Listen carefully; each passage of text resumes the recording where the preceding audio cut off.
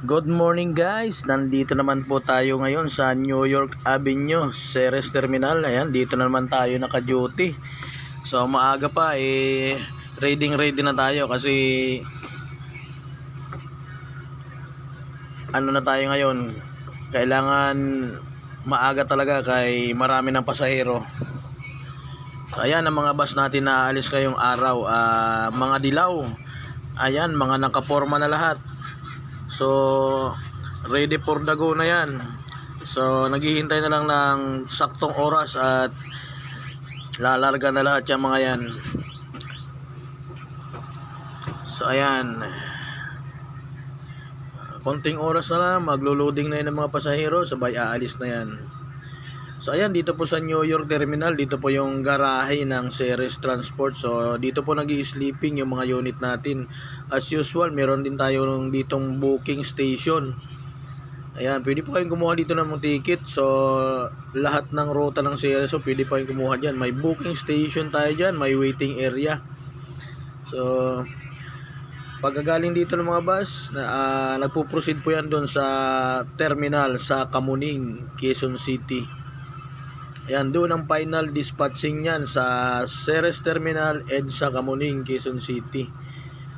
Ayan, pwede din kayong sumakay doon. Doon talaga ang pinaka-terminal.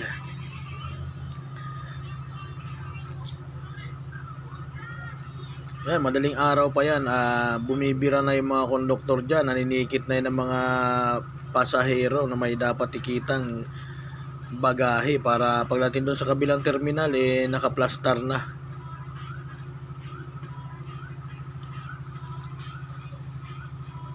Yung iba talaga na maaga dito napunta kasi yung mga bus natin nandyan pa. So bago mag-proceed dyan dun sa Kamuning Terminal, kailangan ano na yan dyan, naka-ready na talaga. Kaya yung ibang pasahero dyan natitikita na bago aalis ang bus dyan. So kung kayo ay mga kukuha ng ticket, ayan, mag-proceed lang po kayo dyan sa New York Avenue Terminal. Nandyan po ang booking para sa lahat ng rota. Ganon din sa mga kargo, dalhin nyo lang po mga inyong mga padala dyan. Mindoro, Iloilo, buong Panay Island at buong Negros hanggang Zamboanga, Mindanao via Dipolog, Ipil. Ayan, kung may mga kargo kayong ipapadala dyan, dalhin nyo lang po dyan sa New York Avenue Terminal mula alas 5 ng umaga hanggang alas 6 ng hapon. So ayan, ang waiting area natin, medyo may laman-laman dyan, medyo marami naghintay na, madaling araw pa lang nagpunta na. Yung iba dyan, mga kumukuha ng ticket, yung iba naman ay may mga hinihintay na sa mga arrival. Yan, safe naman dyan maghintay kasi gwardyado yan, may gwardya tayo dyan, kahit open yung terminal, full alert naman ang ating mga gwardya dyan, lalo na ganitong panahon na magsisiso na. So ayan, sa hindi nakakaalam, dito lang po ito sa New York Avenue, E. Rodriguez, Quezon City, Cubao. Ayan, sakop na rin ho yan ng Cubao. Ang landmark dyan ay Q-Mart Market. So baba lang yan, ang iskinita dyan ay Q-Mart Market na.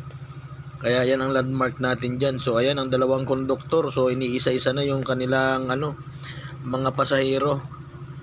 So tinitikita na kung may mga bagahe naman dyan na dapat tikitan.